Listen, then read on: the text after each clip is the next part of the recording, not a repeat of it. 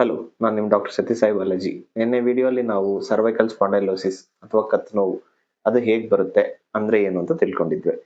ಇವತ್ತು ಅದರ ಗುಣಲಕ್ಷಣಗಳು ಏನು ಅಂತ ತಿಳ್ಕೊಳ್ಳೋಣ.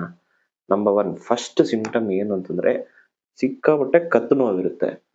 ನೆನ್ನೆ ಡಿಸ್ಕಸ್ ಮಾಡ್ದಂಗೆ ಕೈಗೆಲ್ಲ ಚಳಕ್ ಬರುತ್ತೆ. ಅದು ಬಿಟ್ರೆ ಇವ್ರಿಗೆ ಸ್ಟಿಫ್ನೆಸ್ ಅಂದ್ರೆ ಅವಾಗ ಕತ್ತು ಹಿಡ್ಕೊಂಡ್ಬಿಡ್ತಾ ಇರುತ್ತೆ. ಅದು ಬಿಟ್ರೆ ಸಿಕ್ಕಾಪಟ್ಟೆ ಮೈಗ್ರೇನ್ ಅಥವಾ ಹೆಡ್ಏಕ್. ಕೆಲವರಲ್ಲಿ ಮೈಗ್ರೇನ್ ಬರುತ್ತೆ, ಕೆಲವರಲ್ಲಿ ಹೆಡ್ಏಕ್ ಬರುತ್ತೆ. ಅದು ಬಿಟ್ರೆ ಪಾಪ ರಾತ್ರಿ ಹೊತ್ತು ನಿದ್ದೆನೇ ಬರೋದಿಲ್ಲ, ಸಿಕ್ಕಾಪಟ್ಟೆ ನೋವಾಗುತ್ತೆ. ಇಷ್ಟು ಇದರ ಗುಣಲಕ್ಷಣಗಳು. ಇದನ್ನ ಹೆಂಗೆ ಡಯಾಗ್ನೋಸಿಸ್ ಮಾಡಬೇಕು ಅಂತಂದ್ರೆ, ಫಸ್ಟ್ ನಿಮ್ಮ ಫಿಸಿಯೋಥೆರಪಿಸ್ಟ್ ಹತ್ರ ಹೋಗಿ ಅವ್ರಿಗೆ ನಿಮ್ಮ ಸಿಂಪ್ಟಮ್ಸ್ ಹೇಳಿ, ಅವರು ಸ್ಪರ್ಲಿಂಗ್ಸ್ ಟೆಸ್ಟ್ ಅಂತ ಮಾಡ್ತಾರೆ. ಅದು ಪಾಸಿಟಿವ್ ಇದ್ರೆ ಡಿಸ್ಟ್ರಾಕ್ಷನ್ ಟೆಸ್ಟ್ ಅಂತ ಮಾಡ್ತಾರೆ. ಇವೆರಡು ಪಾಸಿಟಿವ್ ಇತ್ತು ಅಂತಂದ್ರೆ ಪ್ರಾಬಬ್ಲಿ ಅವ್ರು ನಿಮ್ಗೆ MRI ಸಜೆಸ್ಟ್ ಮಾಡ್ತಾರೆ. ಆ MRI ಅಲ್ಲಿ ಸರ್ವೈಕಲ್ ಸ್ಪಾಂಡಿಲೋಸಿಸ್ ಇದೆಯಾ ಇಲ್ವಾ ಗೊತ್ತಾಗುತ್ತೆ. Thank you.